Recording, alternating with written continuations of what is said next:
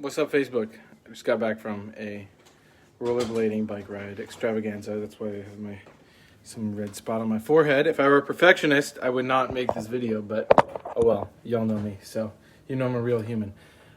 This video is the explanation. I made a post earlier today about if you don't have an end of day routine, you're missing out. Something like that. And I had a bunch of people reach out, both in the comments and people message me, so I figure instead of just commenting the same thing over and over, I'll just make a video because this changed my life, straight up.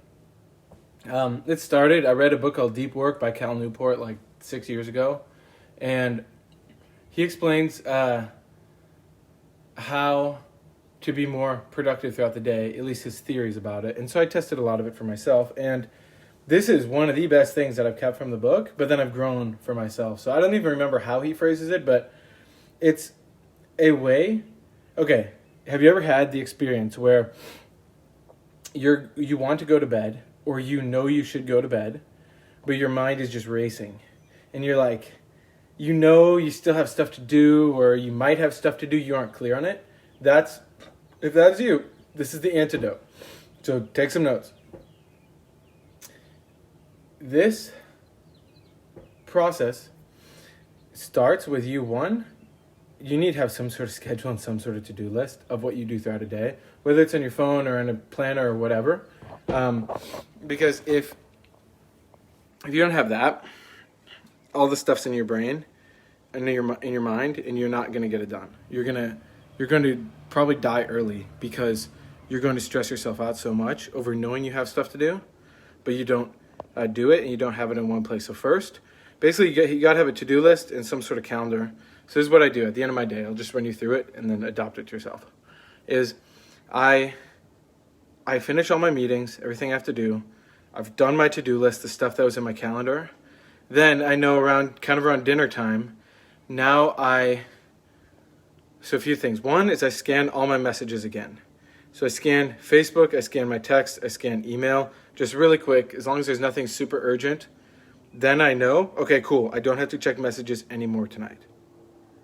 Then I will go over to my to-do list. I'll scan it really fast. It has probably 20 things on there, 5 to 20 things. And I'll scan that again at a very high level, just make sure there's nothing crazy that I have to do that I forgot about. Then I look at my calendar of the day to make sure if I maybe forgot something or whatever, just check it for today, so what I did. And maybe I'll see some name or someone I talked to that I said I was going to do something. So I'll be like, oh, okay, I got to do that. And then I'll look at tomorrow. And this is the key. Now I'm looking at tomorrow, so now I can anticipate, okay, my day doesn't really start until like 10. Or at 8 a.m. I have something.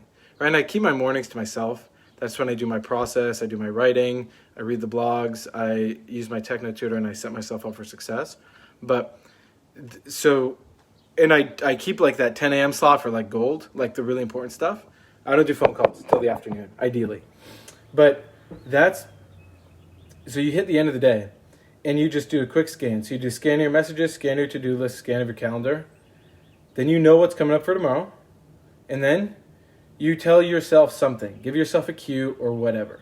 You just say like, okay, I'm done. Like you could literally say it out loud to cue yourself to chill out. And that becomes your routine. And I do this every day. I mean, I don't do it on the weekends because weekends are a little bit different.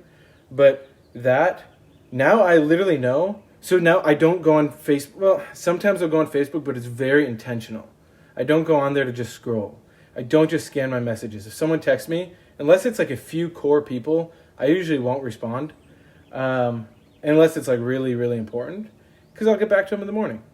And that has totally changed my life. Because now I don't have to be always on. Because if you never fully shut off, when you're on all the time, you're screwed. You're going to be at it's like your iPhone.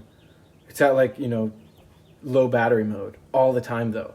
So now you're going out and trying to build a business, or you're trying to go network, or do whatever you do throughout the day, or do your job or whatever. You're going to do that at 10% or 20%. But if you can fully shut off, enjoy yourself in the evening, hang out with your partner. If you have a pet, take your dog on a walk, go listen to, if you go on YouTube, Listen to stuff that's like rejuvenating, like life-giving, instead of just scrolling and mindlessly consuming stuff. If you're gonna watch Netflix, watch something good. Like, don't just watch like Criminal Minds or some shit like that. I mean, unless you want to be programmed to have a criminal mind, then that's what you should do. So yeah, then use those evenings to be life-giving. Then you can actually enjoy it. And then you wake up refreshed, right? And then you have a morning routine. But when you do this day in and day out, week after week, month after month, your life will be forever different. So I wanted to make that. I'll tag whoever asked for it in here and share this if you found this beneficial and test it out. Let me know. Let me know what you get from it. All right, Facebook. See you later.